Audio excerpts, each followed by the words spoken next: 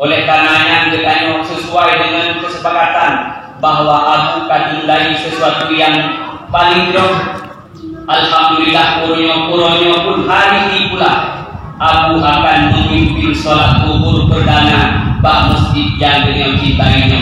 Mudah-mudahan Masjid Al-Hijrah ini menjadi sebuah media tempat bersatunya seluruh warga komplek, pada khususnya seluruh jamaah kaum mukmin pada umumnya dalam bingkai Ahlus Sunnah wal Jamaah. Amin. Sebuah mutiara yang tak ketinggai di baginda Rasul, yang telah ketinggai di para sahabat, para tabi'in, ulama mutaqaddimin, ulama mutaakhirin. Maka inilah tempat kita menggigit. Kita tidak akan lepaskan akidah Ahlus Sunnah wal Jamaah walaupun ajal menjadi taubatnya.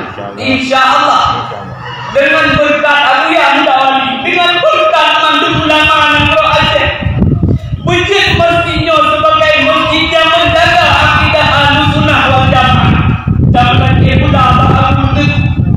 setelah beliau memimpin salat ataupun bagaimana aturan acaranya, memberikan wejangan kepada kitanya, memberikan tausiah supaya hatinya bersatu. Pena yang dari ule atau tuah cara-cara, pena yang dari udah dunia akan kiamat, dunia akan mati di depan pena ulama-ulama. Tak urungnya saudara-saudara yang mutua, beda dekat urung-urung yang anti ulama, beda patih urung-urung yang kutambah ulama hantaran saudara-saudara memasuk. Oleh karena yang mestinya bujit sebagai sesuai dengan nam al-hijrah, hijrah daripada hal-hal yang tanah kepada sesuatu yang jauh, kepada sesuatu yang galih di alim ulama. Hana mungkin kita tahu mat langsung Nabi, hana mungkin kita tahu mat langsung Al-Quran, kecuali ada petunjuk daripada para ulama yang rohnya adalah waris daripada Nabi. Doa yang direksakan lagi daripada Abu dan Abu Ya selaku ulama dan pada zuriat ulama. Kamu hanya yang percaya sebagai ilmuci, nan sebagai ilmuci, tapi ilmu sangat Abu yang berbahaya. Tetapi yang nampak kamu adalah semangat, yang nampak kamu adalah izah, yang nampak kamu adalah cita-cita memajukan Ahlus Sunnah wal Jamaah di garda terdepan, insya-Allah.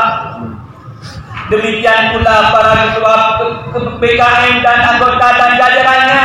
Mari kita wa'tasimu bihablillahi jami'an wa la tafarraqu. Beda menteri saudara-saudara mutua dan umat bakalo yang hancur tu.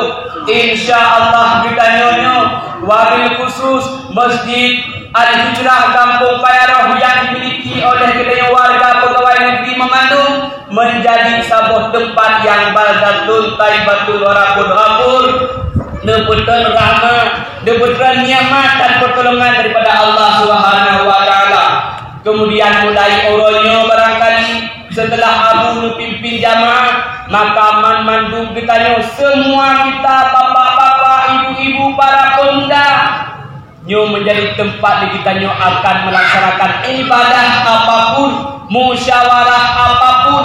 Kalau dulu kita pernah menyebutkan blok A, blok B, blok C, malah ke blok D, sekarang blok itu sudah ditiadakan dengan hadirnya Masjid Al-Hijrah. Kita adalah satu dalam akidah Ahlussunnah wal Jamaah. Kita tidak akan lari daripada hal yang demikian.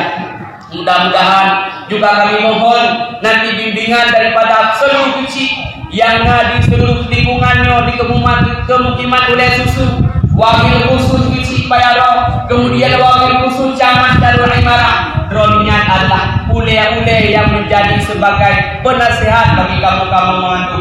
Dukungan daripada kita semua insya-Allah akan berjaya dunia wal akhirat. Sehingga terima kasih terutama kepada kehadiran Abu Ya yang mulia serta seluruh jamaah. Mudah-mudahan Allah memberkahi kitanya. Makhluk yang sangat mulia. Lebih dan kurang kuat jamaah, kata-kata yang salah ataupun susah untuk dipahami.